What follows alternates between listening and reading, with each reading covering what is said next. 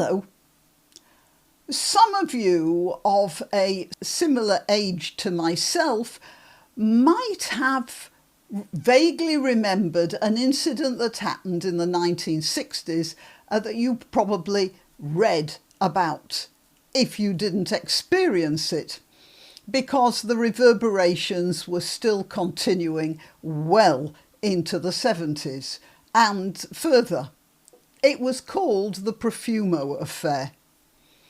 And leaving that aside for a moment, I am going to explain to you why this picture here reminds me of that incident. You see, well, in certain more cynical corners of society who have turned up on the thread under my last video about Keir Starmer lying, it was suggested that this fellow might have been setting fire to Sir Keir's properties because he was disgruntled in some way on a personal level with Sir Keir. Now, look, I wouldn't dream of suggesting such a thing. I think that this chap randomly chose to get his own back on Keir Starmer because he was worried about the winter fuel allowance being cancelled for old people, as we all should be worried, but not to the extent, of course, of setting fire to anything, which is what the old people couldn't do either. However, leaving that aside, this chap's photograph did suggest to quite a few people that it had a sort of Caravaggio-esque look to it. Again, as I say, I wouldn't dream of suggesting such a thing. But after my granniopteryx has done its roar, I'm going to be telling you about the Profumo affair, or refreshing your memory if you're that sort of age, and you might draw your own conclusions about this incident here. I'm Granniopteryx. Please like this video. Please subscribe to my channel. If you are subscribed, just check that YouTube hasn't dropped you. They do that sometimes. Did I say like? I'm so old I don't remember. Anyway, I'll say it again because it always helps. Click that like button. And what else? Like, subscribe and share. And this might be rather fun.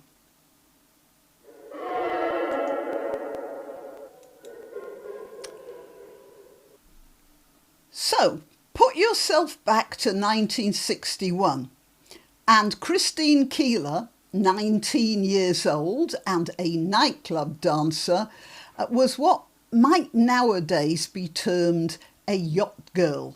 And she was at a party hosted by Lord Astor. Here's Lord Astor, just so you know what he looked like. So she was at this party held by Lord Astor on a country estate to which he had access. I don't think it was his. I think it was in the cottage on the estate, but whatever. And there she met John Profumo, who was a government minister. He was married to Valerie Hobson, a film star, and she is a very beautiful woman. And that was one reason why people were so shocked at him taking up with Christine Keir. However, that's just a side issue. Profumo was the Secretary of State for War, no less. And so he was privy to a lot of secrets about matters military. Remember that.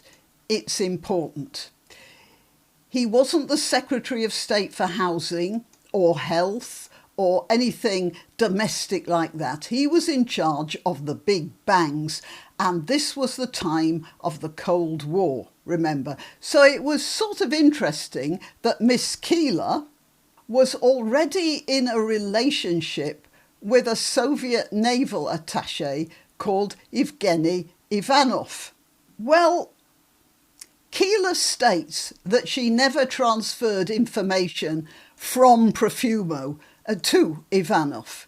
And I believe that. Even if Profumo had told her in detail about ballistic missile capabilities, she was hardly the sort of person who could remember that information with any accuracy. She left school with no academic qualifications when she was 15, and although that doesn't mean she was an idiot, she really wasn't a stellar intelligence, unlike her friend Mandy Rice Davies, who was very bright. But Christine Keir was, according to an acquaintance, someone who had no interests outside hairdos, makeup and records. Records, I mean the pop music type for my younger audience. Let's see, you might not know what records are. Records were like huge, they were about that big, huge CDs. What are CDs?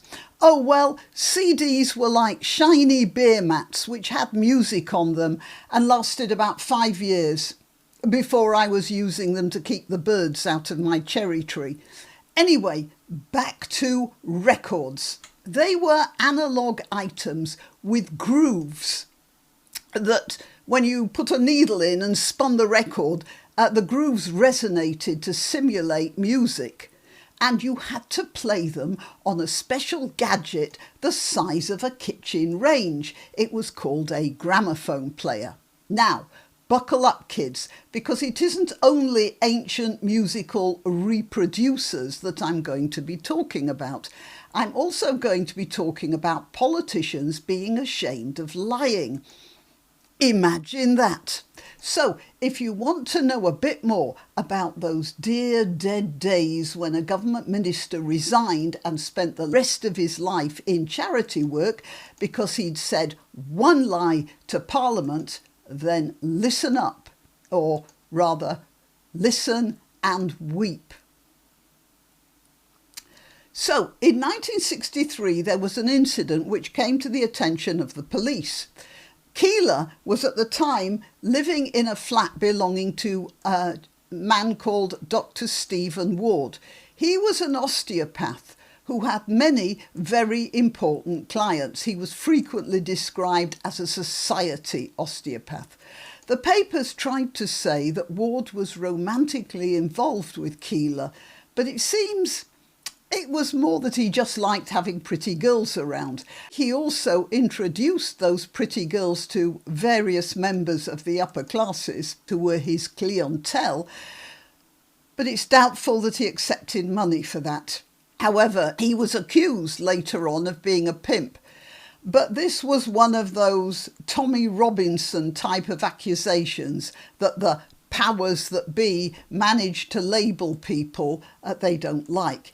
It's sort of interesting that Dr. Ward was arrested and sent to trial on the absolute flimsiest of evidence, and he committed suicide the night before the verdict. The verdict was that he'd been living off the proceeds of prostitution. Well, he took sleeping pills the night before the verdict was announced. He survived 3 days before he died. I think most people were a little suspicious of that suicide, but he did write a note. Whether he wrote it of his own volition or not is another matter. Anyway, back to Keir. As well as Ivanov and Profumo, she was also involved with 2 other men. One of them was Aloysius Gordon, a jazz singer she'd met in her nightclub work, and the other was a chap called Johnny Edgecombe. That's the best I can do with the photographs. There aren't that many of him at that time. The 2 men were somewhat rivals for Miss Keir's affections, and one night Edgecombe went round to Stephen Ward's flat and, getting no answer to his demands to be let in, pulled out a pistol and shot the front door. He didn't try and get in, that was it. he went away. But you can't discharge a pistol in a London street without attracting some attention. And it attracted the attention of the police. They got involved, and then rumours of Keir's relationship with Profumo surfaced. And when asked about this in Parliament, Profumo said there had been no impropriety. The words, "I did not have sexual relationships with that woman," sort of echo in my mind. However, let's get back to Profumo. Oops, wrong photograph. Let's try again. He denied any relationship with Christine Keir. Then a letter he had written to Keir came to light, and he was forced to admit the truth. Profumo resigned in June 1963, and after a little while he went into charity work and devoted himself to looking after poor people, people in distress. And towards the end of his life, he actually got an honour from the Queen because he really did some good and valuable work. But at the time, he was a disgraced minister because he'd lied. The whole business did immense damage to Harold Macmillan's government. It was a Conservative government, and a lot of people who'd been Conservative voters were not Conservative voters at the next election. It wasn't just that there had been concern that Keir was passing military secrets to a Russian spy, although at the time, in the febrile atmosphere, as I said, of the Cold War, it was possible. But anyone who really saw Christine Keir did not think of her as a sophisticated woman who could do stuff like that. I think a lot of people were actually more disturbed by the lies going round. You see, at that time, strangely enough, people had really strong ideas about telling the truth, especially from politicians. It was sort of like the grooves in an old record, you see. That's why I was telling you about records.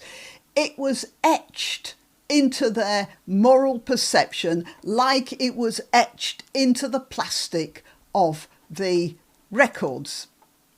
But after that, there were no more records. It was CDs. And you can't see the grooves on a CD. In fact, all you can see is shiny rainbow colours. And after the CDs, all we have now is just blips on a mobile phone. All the information stored on such a small chip that if you drop one, you really have trouble finding it. And even if you found the chip, you wouldn't be able to see the truth of the information it contained. So we've gone past asking our politicians to tell us the truth, haven't we? And I wonder if the police involvement with this young fellow here will ever bring the truth to light. He could have just liked setting fires after all, couldn't he? Till next time. You can help my channel by subscribing and clicking the notification bell. That's quite important. And by sharing if you're so inclined. Links to my other channels and to donation methods are in the description. But the best way you can help is simply by clicking like and notify. Thank you.